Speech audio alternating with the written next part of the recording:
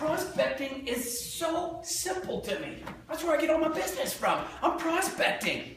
I'm calling, I'm texting, I'm emailing, I'm chasing. I'll let people know 3 things in my life: who I am, what I do, and where I work. That you're doing that today, probably 50, 60, 70% of your day, you're prospecting, you're hunting, you're chasing, you're calling, you're emailing, you're texting, you're sending out videos. I know, but I need to eat right now, but if you don't prospect, guess what? You're in. You don't even want to see each other in the middle of the night because you're not prospecting. Prospecting isn't fun. It's like that show Gold Rush. Y'all ever seen it? No, it's a crazy show on TV about a bunch of losers that make a shitload of money that move a lot of dirt. Right? You see these guys, they all look like just whatever. They're all haggard-looking guys. They all argue.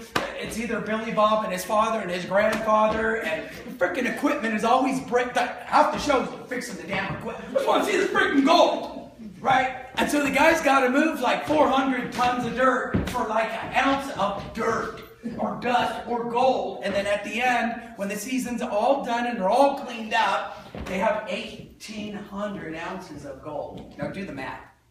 I mean, I got to move that much dirt to make that little money? Sometimes you do. So here's what we say up here. Well, the market's not good. The weather's always going to be the weather. The economy. We've used that excuse for years. Are people making good money in real estate today? Yes or no? Yes. Where are they? I want to know.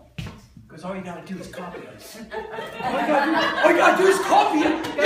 Listen, it ain't that hard. Well, someone else is. Somebody's got to do it, right? By default, if you work and you're committed and you have effort, drive, determination, and faith, you can get there.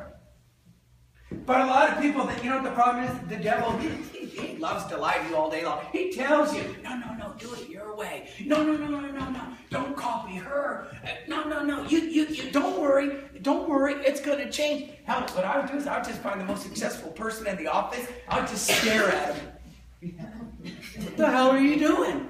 And then I would just what? Do it. Why don't you do it? Well, because I want to do it. Which way? Well, how's your way going? Well, I did okay last year. Well, is okay good enough? Did okay pay all your bills? Did okay make you lots of money? Did okay take you on the trips or the places or the things you wanted to buy in your life? I mean, isn't there more to life than okay? Isn't there more to life than New Year's Eve when people say, I want to quit smoking, lose weight, and make more money? Is that what we're here for? I couldn't even make it till 9 o'clock that night. I'm not exaggerating. On New Year's Day, I was at McDonald's. Am I like, oh, yeah. Self-discipline, that starts when you put your money where your mouth is. But even then, you're going to fall down. And so we go to McDonald's, and my wife's like, well, let's get the boys a little Happy Meal. And I'm like thinking, double cheeseburger. Now, I did okay, only ate half of it. Right? I don't want to feel that guilty. And on the way home, I just chucked it out the damn window, figuring the coyotes are going to get it. I don't give a shit. I don't care, I'm feeding the wildlife here. So I threw it out. My wife said, what about your diet? I said, I'm going to start tomorrow. When does tomorrow ever come today? When does someday become a day of the week? So what do we do with our life? We put it on layaway. We just put it on layaway. And we say, well, eventually it's going to what? It's going to change. But then before you know it, the years start ticking by. And then you play the game of shoulds. Have you ever played the game of should? Where you say, man, I should do this. I should do that. And after a while, don't you just should all over yourself? And then you feel bad and horrible and again stressed out. Some people just start thinking, maybe this just ain't for who. So I'm going to go look for another what? Job. Really? At your age? Where are you going? Some of us here are. Don't look at me like that. Some of us are getting old. Where are we going to go? Come on, let's be honest. Well, let's see. I could go back to what I used to do. What was that? Can you even remember that far back? Well, yeah, I could go back to, what I used to do. Well, don't you think it's changed a little bit? You see, sometimes the best opportunities, they're right here. They're right here, but we don't realize it. And so what happens is time just keeps what? And then when somebody comes in and says, you know what, you need to change. People do 2 things with change. What is it? What do they do? When change comes to your life, Do or don't. you do or you don't. It's black and white. And why do people hate change? They're afraid. Say it. They're afraid. They're afraid. But what cures ignorance? What cures fear? Besides faith, it's education. And when you know, that's when you're not afraid. And so you have to go back and you have to learn again. I mean, I got to go back to school probably till you die.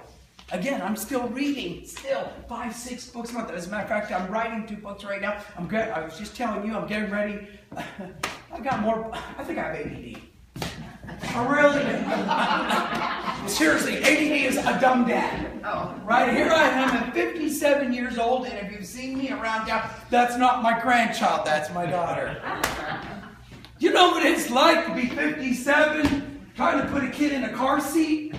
You gotta be a shit, girl, let me tell you. Then you gotta buy the right stroller, which some people think that's gonna be my future walker, but seriously, you know, a couple years ago, I was living over in Calgary, and Cindy looked at me and she said, you know, honey, I got a goal. And I was like, what is it? And she said, where's the middle of the night, about 2 o'clock? She says, well, I'd like to have a baby. Wait, crazy? A baby? You know what it's like to have a baby? I'm not going to have a baby. I'm not going to have a stroller. I'm tired of changing diapers. You know, I just want time for myself.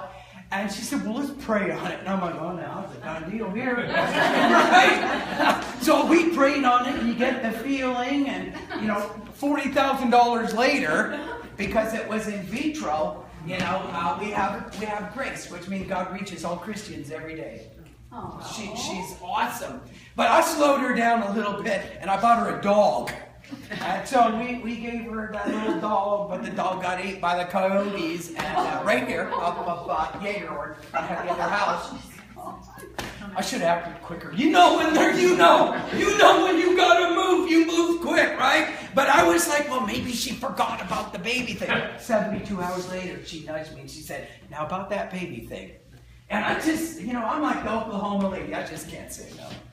And I said, okay, so let's get into it. And here we are today, 57 years old, with a beautiful baby. And what I've really realized,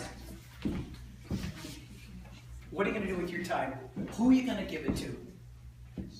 What activities at work are you giving your time to? Let me give you 3 words. And if you want to write these down, maybe you can put them on a little stick, you put them up on your computer, you can tattoo them.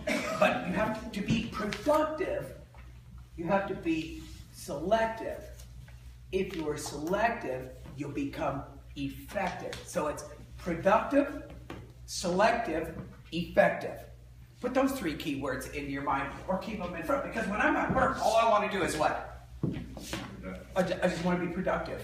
How do I get the most out of my day? And do you have to work long and hard to be rich in this business? Yes or no?